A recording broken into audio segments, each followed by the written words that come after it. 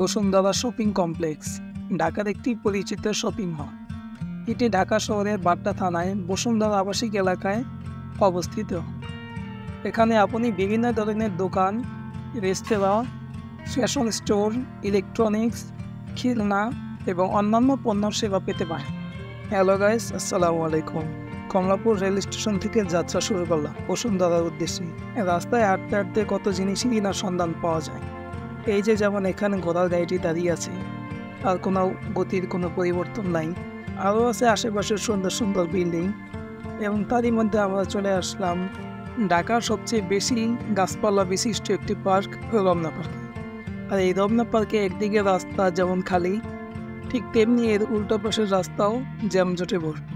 রমনা পার্কে আসলে আপনি দেখতে পারবেন অনেক পুরাতন গাছগাছালি, যেটা নিচে বসার জন্য খুব সুন্দরভাবে ব্যবস্থা করে রেখেছে এখানকার কর্তৃপক্ষ। আর এই রমনা পার্কে যেমন গাছগাছালি আছে বিভিন্ন রকমের, তেমনি এখানে আছে বনজ, ফলদ, ফুলের গাছের পাশাপাশি শোভাবর্ধন গাছের প্রজাতিও রয়েছে। আর এই গাছগাছালির কথা শেষ না হতেই চলে আসলো ইট পাথরের এলে ভরপুর ঢাকা শহর। তারই মাঝে সবচেয়ে জনপ্রিয় এবং সুপরিচিত একটি নাম হলো বসুন্ধরা শপিং কমপ্লেক্স। এখানে মানুষ শুধু শপিং করার জন্যই আসে না, এখানে আছে বিনোদনেরও স্থান, এবং সবচেয়ে উপরে আছে খাবার হোটেল এবং রেস্তোরাঁ। নিচ থেকে এর উপরের দিকে তাকালে যে সৌন্দর্যটা পাওয়া যায়, সেটার কাছাকাছি গেলে আরও বেশি সৌন্দর্য পাওয়া যায়।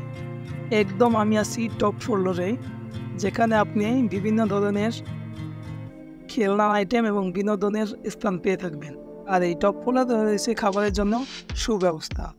যদি আপনি ভরপুর খাওয়া দাওয়া করেন এবং খাওয়া দাওয়া করতে করতে যখন মনে হবে যে আপনার কাছে আর টাকা নাই, ঠিক পরেই দেখতে পারবেন সাথে একটা ভূতের মেশিন দেওয়া আছে, যেটা দিয়ে আপনি খুব সহজে টাকা উঠিয়ে তাদেরকে পরিশোধ করতে পারবেন। আর বসুন্ধরা যাওয়ার পরে সবচেয়ে মজার কাহিনী হয়েছে এখানে অনেকক্ষণ দাঁড়ার পরে দেখলাম তারা শুটিংয়ের জন্য কিছু লোক ভালো করলো এবং তাদেরকে ইন্টারভিউ নিল এবং লাস্টে কিছু একটা গিফটও করলো। এইভাবে যেসব লোকজন এখানে যায় তাদেরকে এইভাবে ইন্টারভিউ নেওয়ার জন্য তারা ম্যানেজ করে নিয়ে সুন্দর একটি স্থানে, যেখানে ফাঁকা থাকে, মানুষজন থাকে না, সেইখানে নিয়ে তাদেরকে ইন্টারভিউ নেয়। এবং ইন্টারভিউতে তারা যেটা শিখিয়ে দেয় সেটাই বলে। কিছুক্ষণ দাঁড়িয়ে থাকার পর তাদের কাহিনিগুলো দেখতেছি, আর উপর থেকে বসুন্ধরার বাহিরের অংশগুলো দেখতে ঠিক এরকম। আর এই বসুন্ধরা মার্কেটে স্বর্ণের একটা খুব ভালো জমজমাট এখানে পাওয়া যায়।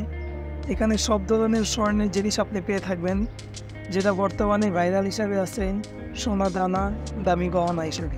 আপনি যখন এই স্বর্ণের জিনিসগুলো দেখতে দেখতে ক্লান্ত হয়ে যাবেন, তখনই দেখবেন পাশে একটা ময়ূর শুয়ে আছে। আসলে এটা জ্যান্ত ময়ূর না, এটা একটা কাঠের বানানো মূর্তির মতন।